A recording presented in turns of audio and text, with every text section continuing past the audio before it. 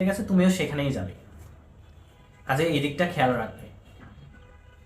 যদি তোমার এরকম হয় রেজাল্ট এ প্লাস কোনোটা ছুটে গেছে, রেজাল্ট এ প্লাস কোনোটা ছুটে গেছে, যেমন এসএসসিও হতে পারে, এইচএসসিও হতে পারে, যদি এরকম হয় তাহলে ইঞ্জিনিয়ারিং প্রিপারেশন নেওয়ার একদমই দরকার নাই। কারণ ইঞ্জিনিয়ারিংয়ে একটা লিমিটেড সংখ্যক স্টুডেন্টসদের পরীক্ষা দিতে দেয়, পরীক্ষার জন্য এলিজিবলই নাও হইতে পারো। কাজে এক্ষেত্রে তুমি যদি এরকম হয় যে এসএসসিতে তোমার সামান্য জন্য ছুটে গেছে বাট এইচএসসিতে এ প্লাস পাবে, সেই ক্ষেত্রে তুমি অবশ্যই বায়োলজিটা প্যারালালি পড়তে থাকবে। কারণ তুমি শিওর না যে ইঞ্জিনিয়ারিং পরীক্ষা দেওয়ার জন্য এলিজিবল হবে কি হবে না। কাজেই তোমার ব্যাকআপ ব্যবস্থা থাকা উচিত। নতুবা যদি দেখো যে তোমার কোনোভাবে ইঞ্জিনিয়ারিং পরীক্ষায় এলিজিবল হওনি, তাহলে অত্যন্ত ডিপ্রেশনে যাবে। আর ডিপ্রেশন জিনিসটা এই টাইমের জন্য অত্যন্ত অত্যন্ত বেশি ক্ষতিকর। এই মেডিকেলের বিষয়টা আসি। যদি তোমার এসএসসি এবং এইচএসসি যে কোনো একটা ছুটে যাওয়ার সম্ভাবনা থাকে এবং যে নেগেটিভ মার্কসটা বা জিপিএর উপর যে মার্কসটা আছে, এই মার্কস যদি তোমার দেখো 5-এর চেয়ে বেশি ডিফারেন্স হয়ে যাচ্ছে, খুব ভালো হয় যদি জিপিএ 10-এ 10ই থাকে।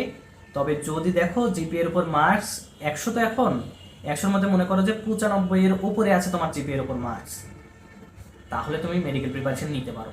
নতুবা তোমাদের মেডিকেল প্রিপারেশন নেওয়া খুবই রিস্ক। অনেক ভাইয়া দেখবে বলবে যে 7.5 নিয়ে তো তারা মেডিকেলে চান্স পেয়ে, এই 7.5 মাইনাস থাকা সত্ত্বেও মেডিকেলে চান্স পেয়েছে, 10 মাইনাস থাকা সত্ত্বেও মেডিকেল চান্স পেয়েছে। ওইগুলো এক্সেপশনাল কেস। এক্সেপশনাল কেসে মাথা দেওয়া উচিত হবে না।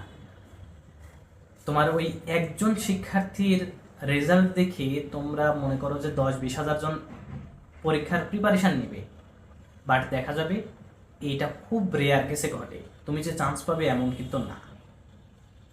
কাজেই তোমার উচিত অলওয়েজ নিজেকে একটা ব্যাকআপ প্ল্যানের মধ্যে রাখা। 5-এর বেশি যদি নেগেটিভ মার্কস থাকে তাহলে তোমার মেডিকেল প্রিপারেশন নেওয়া মোটেই উচিত না, মোটেই উচিত না। কারণ 1 মার্কসের জন্য মেডিকেলে সিরিয়াল তোমার পিছিয়ে যায় 2000 পর্যন্ত। এই বিষয়টা খেয়াল রাখবে।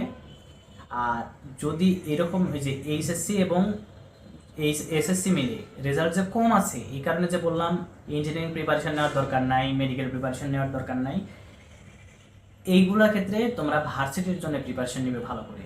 ভার্সিটিতেও খুব ভালো ভালো সাবজেক্ট আছে।